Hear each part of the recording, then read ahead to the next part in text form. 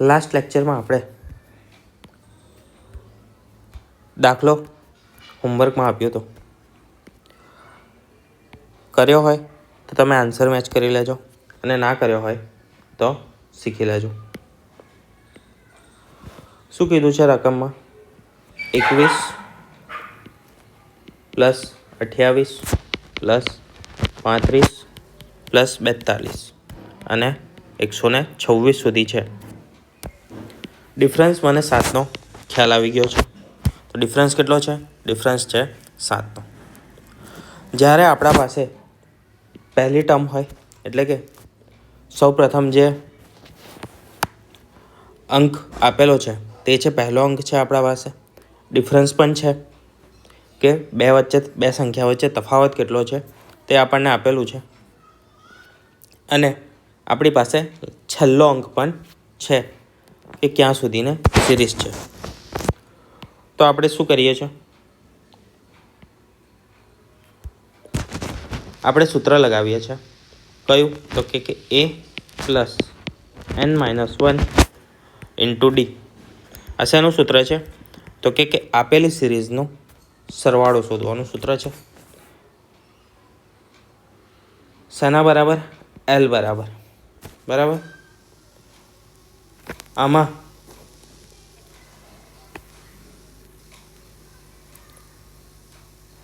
સૌથી પહેલાં શું શોધવું પડશે આપણે? તો નંબર ઓફ ટર્મ્સ શોધવી પડશે કે કેટલી ટર્મ્સ છે તે. લાસ્ટ 126 છે છેલ્લો અંક. પહેલો 21 છે. n આપણે શોધવાનું છે એટલે કે નંબર ઓફ ટર્મ્સ શોધવાની છે. અને ડી એટલે કે ડિફરન્સ છે 7નો. સાદુરૂપ આપીએ. 21 આમાં આવશે, 105 બરાબર. 7n-7 7 આ બાજુ આવશે અને શું થશે? એડ થશે એટલે કે પ્લસ થશે. 7 પ્લસ થશે તો 112 આવશે આ બાજુ અને 7n ઇઝ ઇક્વલ ટુ મળશે મને 16. હવે n ઇઝ ઇક્વલ ટુ 16 મળ્યું. શું મળ્યું? n ઇઝ ઇક્વલ ટુ 16 એટલે કે 16 ટર્મ્સ છે. મને ટર્મ્સ મળી ગઈ. હવે હું SN વાળું સૂત્ર લગાવીશ એટલે કે ટોટલ સંખ્યાનો સરવાળો. થોડો બેકગ્રાઉન્ડ નોઇઝ આવતો હશે તો એ તમે ઇગ્નોર કરજો. 16/2 21 પહેલી સંખ્યા અને છેલ્લી સંખ્યાનો સરવાળો બરાબર. 8 આ બેનો સરવાળો કેટલો થશે? 147 થશે. 147 ઇન્ટુ 8. અહીંયા લાસ્ટ આંકડા કેવા છે? અલગ અલગ છે. 7 8 56 એટલે કે 6. 6 શેમાં આવે છે? ઓપ્શન નંબર બીમાં. વાર્તા પૂરી. બરાબર.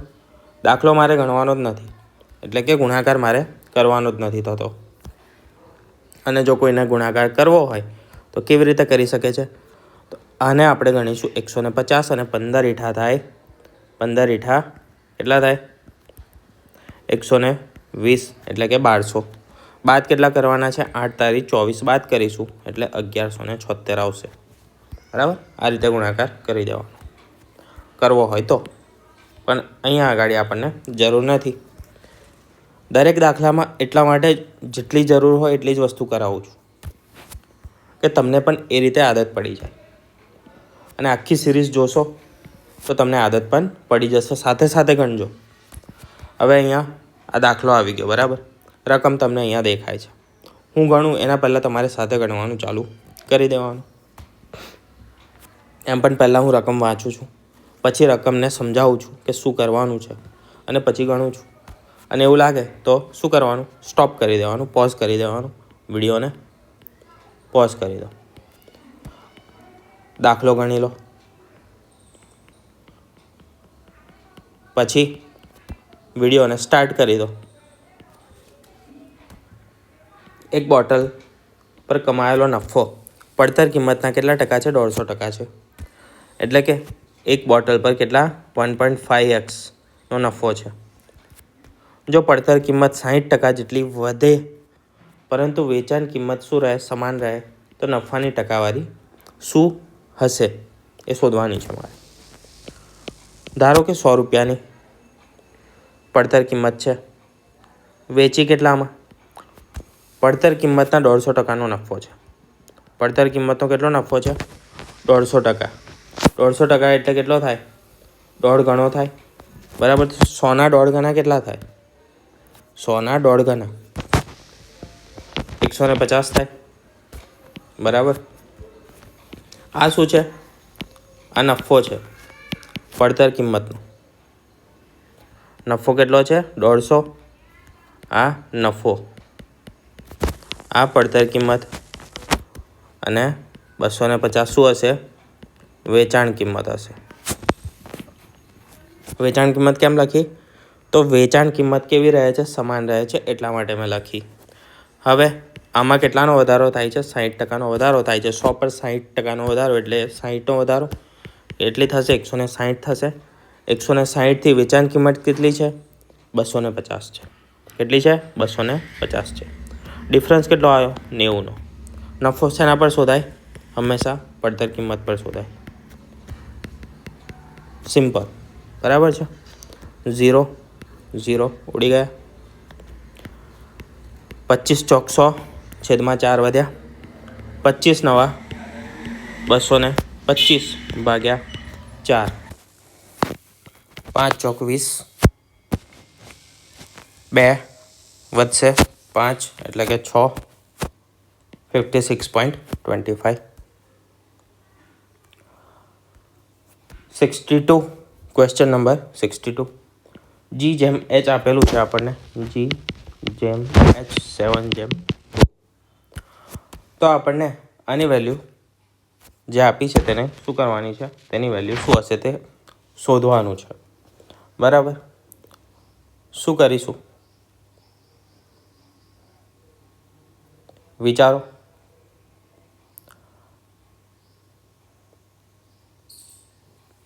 ડાયરેક્ટ જ મૂકવાની વેલ્યુ. 7. જીની વેલ્યુ કેટલી છે? 7. પછી પ્લસ 2 2.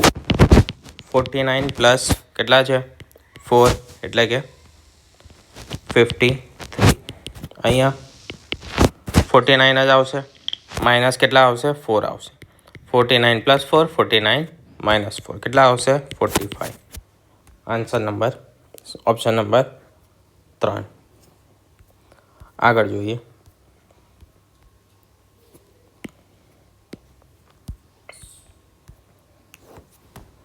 સિરીઝ આપી છે,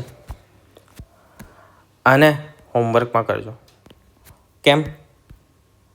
આના આગલા લેક્ચરમાં આપણે એવો સેમ દાખલો કરી ચૂક્યા છે. કઈ ગયો? આવી રહ્યો. બરાબર.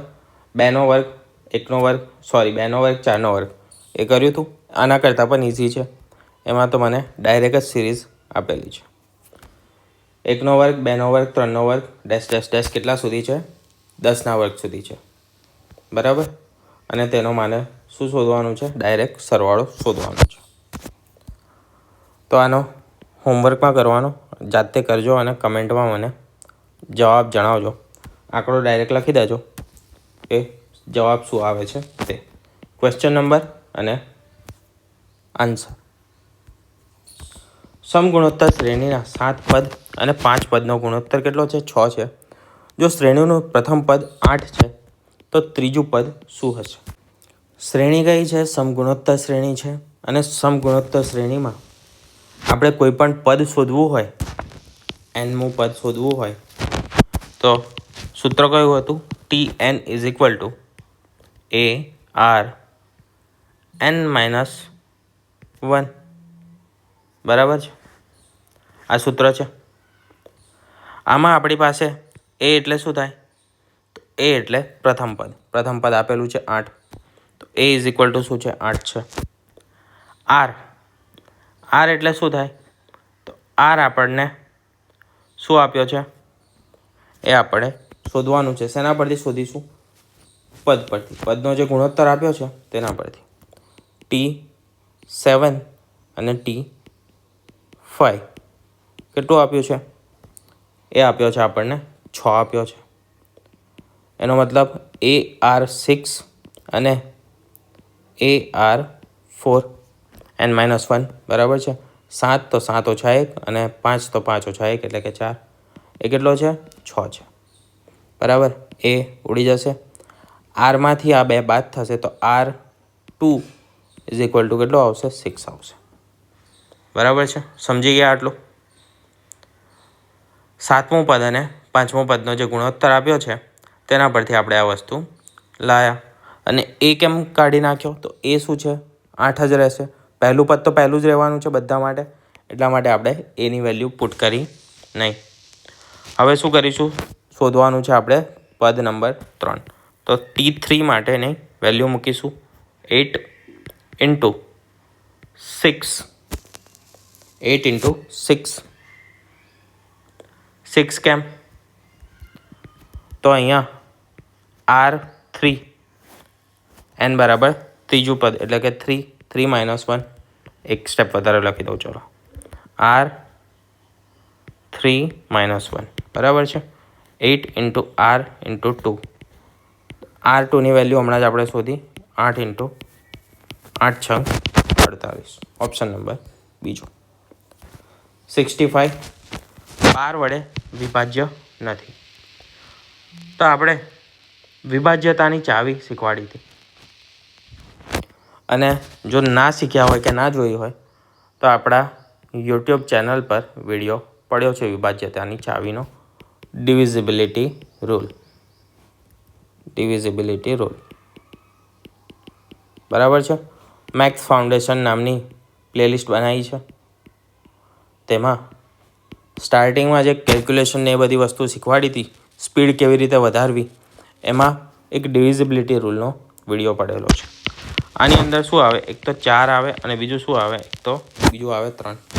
તો 3નો ડિવિઝિબિલિટી રૂલ લગાવી દઈએ પહેલાં. બરાબર. અને 4નો લગાવી દઈએ. 4નો રૂલ શું કહે છે? છેલ્લા બે આંકડા. 4નો શું કહે? લાસ્ટ બે અંક, છેલ્લા બે અંક 4 વડે વિભાજ્ય થવા જોઈએ. તો છેલ્લા બે 96 4 વડે વિભાજ્ય છે. 96 4 વડે વિભાજ્ય છે. હા છે. 52 13 ચોક 52 છે. પછી 12 છે. 92 છે. 4 વડે તો બધા જ વિભાજ્ય છે. હવે શું જોઈશું? 3 વડે વિભાજ્ય. 3 વડે વિભાજ્ય થવા માટે શું કરવાનું? 9 થાય ને ત્યાં ઉડાવી દેવાનો. આ 9 ઉડી ગયા. 6 પણ 3 વડે વિભાજ્ય જ છે. ડાયરેક્ટ કાઢી નાખું હું, અથવા તો રવા દઈએ. 2 ને 1 3, 3 ને 6 9. 9 વડે વિભાજ્ય છે. આ 9, 6 ને 2 8, 6 ને 2 8, 8 ને 5 8 ને 5 થઈ જશે 13. આ વિભાજ્ય થાય નહીં. પછી 5 ને 4 9 અને 2 ને 1 3 આ છે. પછી 7 અને 6 અને 9. આ 9 તો કાઢી નાખો. બરાબર છે. 7 ને 2 9 અને 6. તો આ કેવો છે? વિભાજ્ય છે. આપણને કેટલા મળ્યા? 3 એવી સંખ્યાઓ મળી જે કેટલા વડે વિભાજ્ય છે? જે ટોટલ 3 અને 6 વડે વિભાજ્ય છે. એવી ટોટલ સંખ્યાઓ મળી. તો વિભાજ્ય કયો નથી? ઓપ્શન નંબર બી નથી. બરાબર છે. પૂછીએ છે આપણને નથી વાળું એટલા માટે. બરાબર. બધી જગ્યાએ એટલે અપ્લાય કર્યું કે તમને પ્રેક્ટિસ થતી જાય. બરાબર. 3 વડે વિભાજ્યતાનો રૂલ અને 4 વડે વિભાજ્યતાનો રૂલ. બરાબર છે. 2 તો યાદ રહી ગયા. 2 વડે વિભાજ્યતાનો રૂલ શું હોય? લાસ્ટમાં બેકી અંક હોવો જોઈએ. છેલ્લો અંક બેકી હોય. પછી 5 વડેમાં તો 5 અથવા તો 0 હોય છેલ્લો અંક. 6 વડે વિભાજ્યતાની ચાવી શું હોય? 2 વડે વિભાજ્ય થતું હોય અને 3 વડે વિભાજ્ય થતું હોય. એ વિભાજ્ય થઈ શકે છે. 8માં છેલ્લા 3 અંક. કયા? છેલ્લા 3 અંક કેટલા વડે? 8 વડે ભાગી શકાય તેવા હોવા જોઈએ. થઈ ગયું. 2 થઈ ગયું, 3 થઈ ગયું, 4 થઈ ગયું, 5 6 7 7 રહી ગયું. 7નું શું છે એ તમે મને કહેજો. એવું નથી કહેતો. એક વેપારી ₹600 એક બેટ વેચવાથી 25% જેટલું નુકસાન થાય છે. શું થાય છે? વેપારીને ₹600 એક બેટ વેચે છે તો ₹600 શું થાય? વેચાણ કિંમત થઈ. 25% જેટલું નુકસાન થાય છે. નુકસાન શેના પર થાય હંમેશા?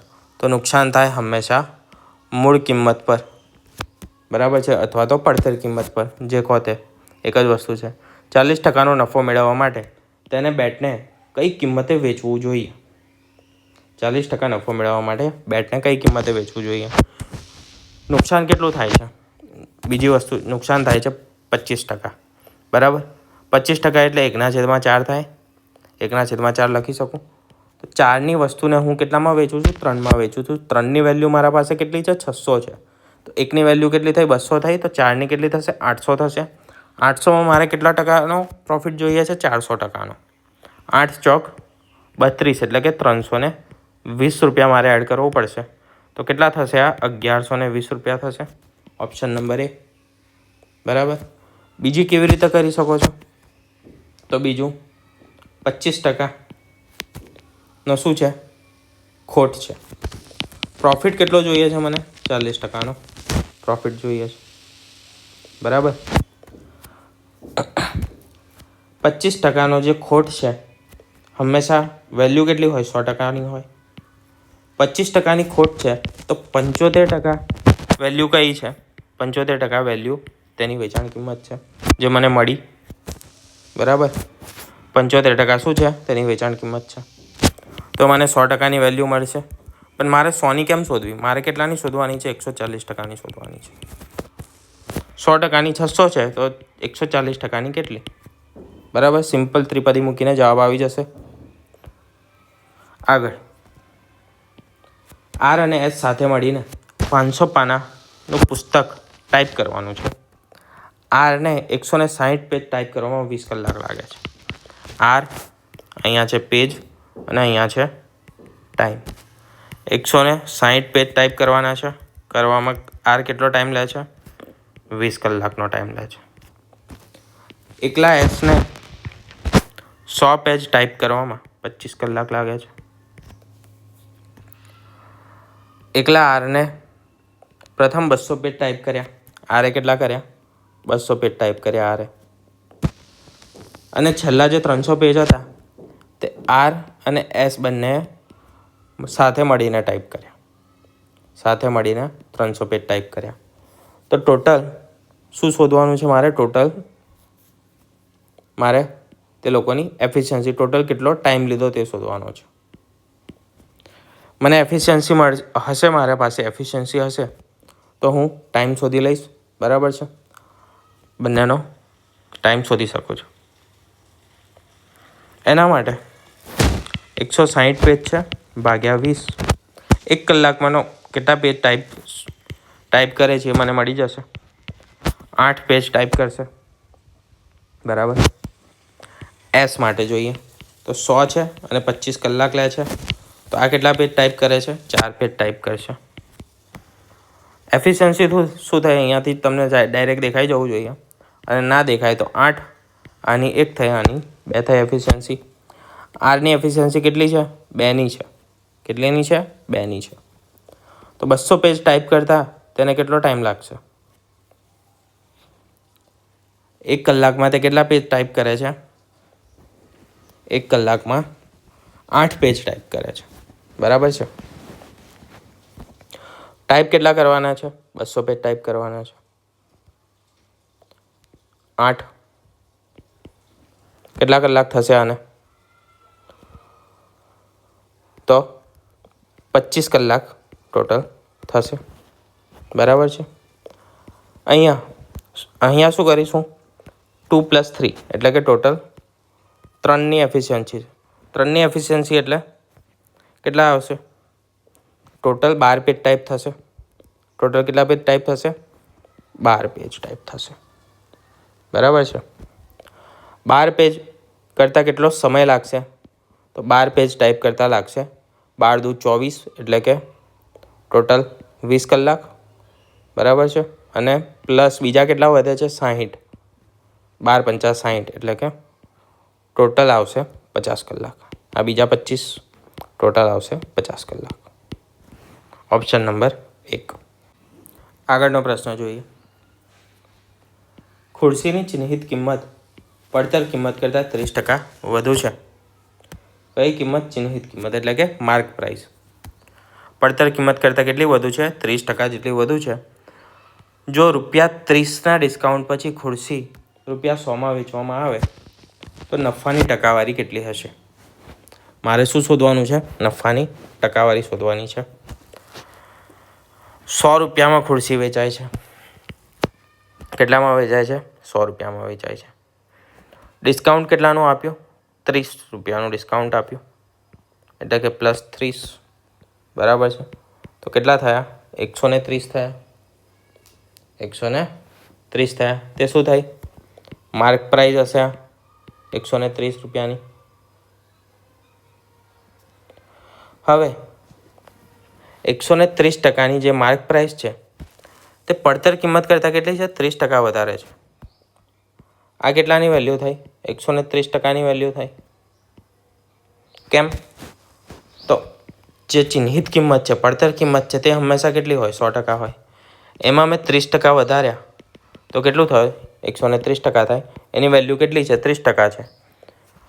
તો આ કેટલી પર? પડતર કિંમત પર જ મેં વેચી દીધી. વેચાણ કિંમત અને મૂળ કિંમત મારી સેમ જ થઈ ગઈ. એનો મતલબ મારા પાસે નો પ્રોફિટ અને નો લોસ આવ્યો.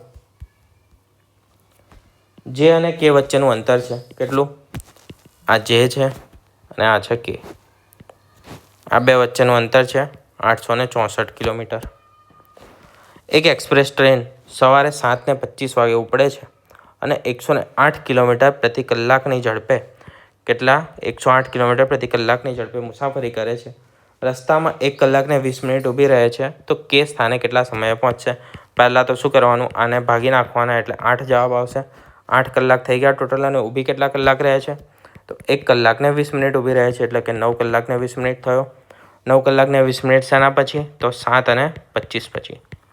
બરાબર. 7:25માં 20 ઉમેરી દઉં પહેલાં તો કેટલા આવશે? 7:55 આવશે. બરાબર. 7:55માં હવે મારે કેટલા ઉમેરવાના છે? 9 ઉમેરવાના છે. 9 કલાક ઉમેરવાના છે. બરાબર. 9 કલાકને હું 2 પાર્ટમાં ઉમેરું. પહેલાં કેટલા ઉમેર દઉં? 4 ઉમેર દઉં. 7 ને 4 કેટલા થાય? 11:55 થઈ ગઈ. કેટલેથી? 11:55. હવે કેટલા કલાક રહ્યા? 5 કલાક રહ્યા. 5 કલાક બાકી રહ્યા. તો 5 કલાક હું ઉમેરીશ આમાં તો કેટલા પહોંચીશ? 4:45. સોરી, અહીંયા 55 લખી દીધું છે. કેટલા આવશે? 45 આવશે. 20 અને 25 ઉમેરવાના છે. બરાબર. 5 વર્ષ પહેલાં પી અને ક્યુની ઉંમરનો ગુણોત્તર આપેલો છે. 5 વર્ષ પહેલાં પી ક્યુ 8:7 છે. આજથી 10 વર્ષ પછી અહીંયા આજે અને અહીંયા 10 વર્ષ પછી. બરાબર. તેમની ઉંમરનો ગુણોત્તર કેટલો થાય છે? 11:10 થાય છે. ડિફરન્સ કેટલો છે આ બે વચ્ચે? 3. અહીંયા 3. અને ટોટલ વર્ષ કેટલા છે? 3 બરાબર 15 વર્ષનો ડિફરન્સ છે. કેમ? તો 5 વર્ષ પહેલાં આજનાથી ગણું છું. આજથી 5 વર્ષ પહેલાં એટલે કે 5 અને આજથી 10 વર્ષ પછી તો 10. 10 ને 5 15 વર્ષ. એટલે કે 1 બરાબર કેટલા થાય? 5 વર્ષ થાય. મને શું પૂછ્યું છે? ક્યુની હાલની ઉંમર પૂછી છે. 1 બરાબર કેટલા છે? 5 વર્ષ છે. હાલની ઉંમર મારે શોધવાની છે તો 3માં 7માં કેટલા એડ કરી દઈશ? 1 એડ કરી દઈશ એટલે 8 આવશે. 8 પંચા કેટલા થાય? 40. બરાબર છે. હવે અહીંયાથી આપણું ઇંગ્લિશ સેક્શન શરૂ થાય છે. મેથ્સ અને રિઝનિંગના બધા પ્રશ્નો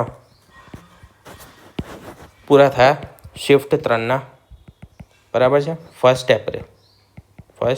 એપ્રિલના